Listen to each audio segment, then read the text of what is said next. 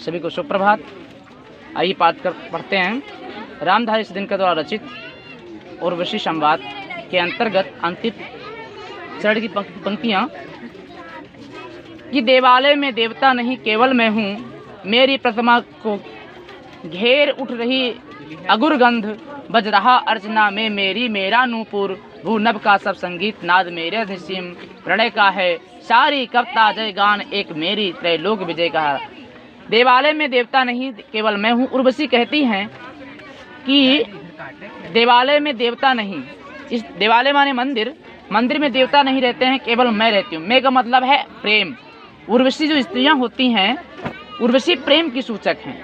भगवान अहंकार से या किसी अन्य चीज़ों से नहीं मिल सकते, खाली प्रेम से मिल सकते हैं। इसीलिए मैं देवालय इस मंदिर में पुरवरा को बताते हुए कहती हैं उर्वशी कि इस मंदिर में मात्र मैं हूँ। मैं माने प्रेम है। इस भगवान को जिस प्रकार से प्रेम के द्वारा पाया जा सकता है, उसी प्रकार से मुझे भी प्रेम के द्वारा ही प्राप्त किया जा सकता है, क्योंकि मेरी प्रतिमा को घेर उठी रही अगुर गंध। अगुर माने अगर तगर की लकड़ियाँ से, अगरबत्ती जिसका नाम है, अगर से बनी हुई बत्ती से क्योंकि अगरबत्ती उस अगर नाम की लकड़ी होती है, गंध माने खुशबू, उससे निकलने वाली खुशबू जिस प्रकार से देवताओं की मूर्ति के आसपास खुशबू उठती रहती है अगरबत्ती की, उसी प्रकार से मेरे चारों तरफ अगर की लकड़ी से आने वाली खुशबू के समान फैला हुआ है। अर्थात मंदिर में देवता नहीं रहते हैं, खाली प्रेम रहता है, और उस प्रेम के चारों तरफ सुगंध का वातावरण होना चाहिए। और बज रहा अर्चना में मेरी नूपुर, और इस भगवान की अर्चना में जिस प्रकार से घंटा धुन करते हैं, उसी प्रकार से मेरी अर्चना में पायल बजते रहते हैं। और भू नभ का सब संगीत नाद मेरे निसीम प्रणय का है। इस भू से लेकर के पृथ्वी से लेकर के आकाश तक जितने भी संगीत के साधन नाद हैं, वो सारे मेरे प्रणय के लिए हैं, मेरे प्रेम के लिए हैं। और सारी कविता जयगान एक मेरी त्रैलोक विजय का है। और जितनी भी कविता हैं, जितने भी जयगान होते हैं, उन सभी जयगानों में मेरा ही प्रेम ही विजय है। अर्थात कहने का तात्पर्य उर्वशी जी कहती हैं कि संसार में खाली प्रेम ही प्रेम है, प्रेम के सिवा और कुछ नहीं है। इसी के अंतर्गत ये पाठ समाप्त होता है। संध्या गीत के अंतर्गत आने वाला उर्वशी। अब पढ़ते हैं अभिनय मनुष्य। अभिनय मनुष्य का तात्पर्य है कि अभि माने अरोतरम, नो माने नया, मनुष्य माने मनुष्य। इस संसार में देखो, कुरुक्षेत्र के अंतिम सर्ग में उद्धृत इस रचना का लिया गया है। इसके रचयिता रामधारी सिंह दिनकर हैं। रामधारी सिंह दिनकर जी इस भौतिक संसार को देखते हुए कहते हैं कि संसार में किस प्रकार से मनुष्य ने कितना उत्थान किया है, कितना आगे बढ़ गया है, फिर भी आज मनुष्य कितनी मनुष्य के अंदर फिर भी कितनी आत्मीयता है, कितना समेटे हुए मनुष्य है। उसी को वास्तविक यात्रा करते हुए कहते हैं कि है बहुत वर्षी धरती पर अमृत की धार, है बहुत वर्षी धरती पर अमृत की धार, पर नहीं अब तक सुशीतल हो सका संसार, भोग लिप्सा आज भी लहरा रही उद्दाम, बह रही असहाय नर की भावना निष्काम। ये संसार मनुष्य ने बहुत कुछ खोज लिया है, मनुष्य ने बहुत सब कुछ प्राप्त कर लिया है, फिर भी आज मनुष्य दुखी है। कवि कहता है कि है बहुत बरसी, बरसी माने बरसना, इस धरती पर बहुत वर्षा है। धरती माने धरती, पर माने पर, अमृत की धारा, धारत माने धार, अमृत रूपी धार इस धरती पर बहुत वर्षा है। अर्थात मनुष्य ने इस धरती पर बहुत सुख सुविधाएं प्राप्त कर ली हैं, सब कुछ सुविधाओं से परिपूरित कर लिया है, पर नहीं अब तक सुशीतल हो सका संसार, फिर भी संसार अभी भी सुखी ठंडा नहीं हो पाया है। कब कहता है कि संसार में मनुष्य ने बहुत सुख सुविधाओं की खोज कर लिया है, बहुत सुख सुविधाओं की बरसात हो चुकी है, चारों तक सुख सुविधाएं फैली हुई हैं, फिर भी मनुष्य की जो अभी लालच है वो ठंडा नहीं हुआ है, वो दिन प्रतिदिन खोजता ही जा रही, बढ़ती ही जा रही है। और मनुष्य आज भी उस ठंडा इसलिए नहीं हो पा रहा है, भाई कभी कहता है कि ठंडा नहीं हो पाया, तो कारण है सब कुछ खोजने के बाद भी मनुष्य ठंडा नहीं हो पाया है इस संसार में, क्योंकि आज मनुष्य भोग लिप्सा आज भी लहरा रहा उद्दाम, आज भी मनुष्य भोग और विलास में लिपटा हुआ चारों तरफ रोज विस्तृत करता जा रहा है। अर्थात आज का मनुष्य भोग विलास में लिपटा हुआ है, भोग विलास में लगा हुआ है, इसलिए वो ठंडा नहीं हो पाया है। और बह रही असहाय नर की भावना निष्काम, बह रही है असहाय होकर के, बिना किसी सहारा के, नर की, नर माने मनुष्य की, भावना माने इच्छा, निष्काम माने निष्काम, बिना किसी काम के, बिना किसी रुकावट के, निष्काम भावना से, जिसमें कोई पाने की चाह ना, उसे निष्काम कहते हैं। आज भी मनुष्य भोग विलास में लगा हुआ है और प्रत्येक दिन, प्रत्येक क्षण उस मनुष्य की असहाय भावनाएं, अनेक प्रकार की इच्छाएं रोज के रोज बनती जा रही हैं। आज उसके पास गाड़ी है तो कल कहता नहीं 4 पहिया होनी चाहिए, आज घर बना है तो कहता नहीं आज 2 मंजिल होना चाहिए। यानी प्रत्येक दिन मनुष्य की जो इच्छाएं हैं बढ़ती जा रही हैं। पूरा अर्थ देखेंगे, कभी कहता है, रामधारी सिंह दिनकर जी कहते हैं कि सुख सुविधाओं से भरपूर इस धरती पर बहुत कुछ बरसा है, अमृत रूपी सुख सुविधाएं बरस गई हैं, फिर भी मनुष्य आज भी ठंडा नहीं हो पाया है। क्यों नहीं हो पाया है? क्योंकि मनुष्य, आज का जो मनुष्य है वो भोग विलास की दुनिया में लगा हुआ है, प्रत्येक दिन भोग विलास की इच्छाओं से वो लगा हुआ रहता है, इसलिए वो ठंडा नहीं हो पाया, तृप्त नहीं हो पाया है। क्योंकि प्रत्येक दिन मनुष्य की इच्छाएं रोज की रोज एक नई इच्छाएं बढ़ती जा रही हैं, प्रत्येक दिन नई नई इच्छाएं बनती जा रही हैं।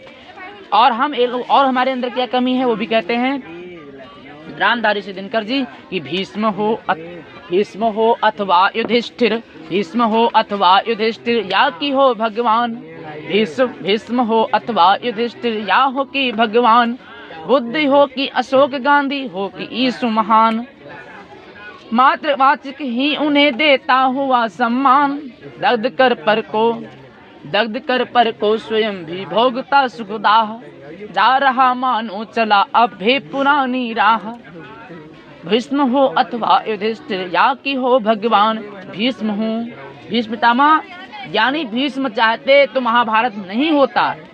भीष्म को इच्छा मृत्यु का वरदान मिला था, लेकिन भीष्म ने बहुत ऐसा कुछ नहीं किया। अगर भीष्म बोल देते द्रौपदी के चीरहरण में तो शायद द्रौपदी का चीरहरण नहीं होता।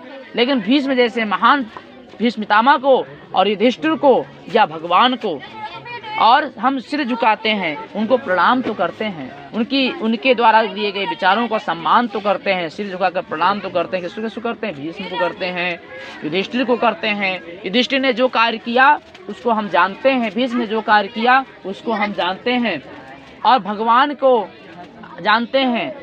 लेकिन उनको तो हम खाली सिर झुकाकर प्रणाम बोल देते हैं, लेकिन जैसा सम्मान देना चाहिए उस प्रकार सम्मान नहीं दे पाते हैं। तो वही कवि कहता है कि भीष्म हो अथवा युधिष्ठिर, या कि हो भगवान, भीष्म हो अथवा युधिष्ठिर हो या साक्षात भगवान हो, बुद्ध हो कि अशोक गांधी, हो कि यीशु महान, बुद्ध हो कि अशोक गांधी, बुद्ध मतलब भगवान बुद्ध। देखो श्रीमद् भागवत पुराण के अंतर्गत बुद्ध का 24वां अवतार माना, बुद्ध को भगवान के अवतारों में शायद 18 या 19वां अवतार माना गया है। तो बुद्ध भी भगवान के एक अवतार हैं। तो बुद्ध हो अथवा अशोक, अशोक का नाम सुना है? अशोक मौर्य वंश का था राजा। अशोक जो है बड़ा बुद्धिमान, ज्ञानवान और श्रेष्ठ राजा था। इसके पिता दुर्व्यवहारी थे। जब पिता की मृत्यु के बाद उसके भाई का नाम सुषमा ऐसा कुछ था, तो अशोक ने अपने 99 भाई को, कौन से 99 भाई? जो पिता के वो भाई थे, जहाँ पिताजी जाते थे वहाँ एक किसी न किसी प्रकार से पुत्र कर देते थे। तो ऐसे प्रकार से 99 पुत्र थे उनके, जो लिखित नहीं थे, रजिस्टर्ड नहीं थे। और जो उनका भाई था एक, तो उन्होंने राजा कौन बने इसको लेकर विवाद खड़ा हो गया। जब विवाद खड़ा हो गया तो अशोक ने कहा कि आइए एक मीटिंग करते हैं। तो अशोक ने 99 भाई को मार दिया और एक सग भाई को मार करके 100 भाई को मार करके, जैसे दुर्योधन के 100 भाई मरे थे, वैसे अशोक ने अपने 100 भाई, निजी 100 भाई को मार करके राजा बन बैठा था। और वो एक लड़की से प्रेम कर दिया, वो कलिंग देश की थी लड़की। वो लड़की को पाने के लिए एक बार लड़की से कहा कि मैं आपसे विवाह करना चाहता हूँ। तो लड़की ने कहा कि मेरे देश का नियम है कि जो मेरे गांव, मेरे नगर की या मेरे देश की जो लड़की होगी उसी से शादी हो पाएगी। इसीलिए 2.5 लाख सेना लेकर के अशोक ने आक्रमण कर दिया कलिंग देश पर और लड़ाई हुई। अशोक ने उसी लड़की को मार दिया तलवार से, जिससे वो पाने के लिए 2.5 लाख सेना लेकर गया था। उसे देख करके अशोक ने तलवार रख दिया। अशोक ने कलिंग के युद्ध के बाद कोई युद्ध नहीं लड़ा है। कहा कि आज के बाद मैं कलिंग का युद्ध नहीं लड़ूंगा, क्योंकि लड़की में अक्सर सब लोग पागल ही हो जाते हैं। तो वो भी पागल हो गए, पागल जैसे हरकत होने लगे, अंत में बौद्ध धर्म को अपना लिया। तो अशोक, ऐसे महान अशोक, गांधी, ईसु जैसे महान पुरुषों को हम क्या करते हैं, सिर्फ ईसु माने जो ईसा मसीह हैं, वो यीशु हैं, जो अंग्रेजों के या उस धर्म को मानने वाले यीशु महान कहलाते हैं। तो ऐसे यीशु को हम लोग करते क्या है, सिर झुका सबको सभी को श्रेष्ठ निज से मान, निज श्रेष्ठ माने अपने, निज माने स्वयं से श्रेष्ठ मान करके क्या करते हैं, प्रणाम तो करते हैं, मातृवाचिक ही उन्हें देता हुआ सम्मान, खाली वाणी से सम्मान देते हैं। कहते हैं ना, गांधी जी ने बड़ा अच्छा काम किया, युधिष्ठिर ने बड़ा अच्छा काम किया, अशोक ने तो बड़ा अच्छा काम किया, भीष्म पितामह ने बड़ा अच्छा काम किया, लेकिन उनको हम दिल से नहीं मानते हैं। और दिल से मानना चाहिए, अगर दिल से मान लिए तो दिल में उतर जाएगा, दिल से नहीं माना तो दिल से निकल जाएगा। ऐसे दिल से जो मान लीजिए, दिल से मानिए, हृदय से मानिए, उनका वाचिक सम्मान मत दीजिए। हृदय, क्योंकि हम लोगों में गलती है, अरे हाँ, अरे प्रणाम चाचा जी कर तो देते हैं, उनको मान तो लेते हैं, लेकिन उनकी बातों को, उनके विचारों को अपने जीवन में नहीं उतारते हैं। कभी यही कहना चाहता है कि हम वाणी के द्वारा, अपने वाणी के द्वारा तो उन्हें सम्मान देते हैं, सिर झुकाते हैं, लेकिन उनके किए गए आचरणों को अपने जीवन में नहीं उतारते। साम सजना नाम आचारा आचारा, जो दूसरे के आचरण को हृदय में उतार ले वही आचरण है।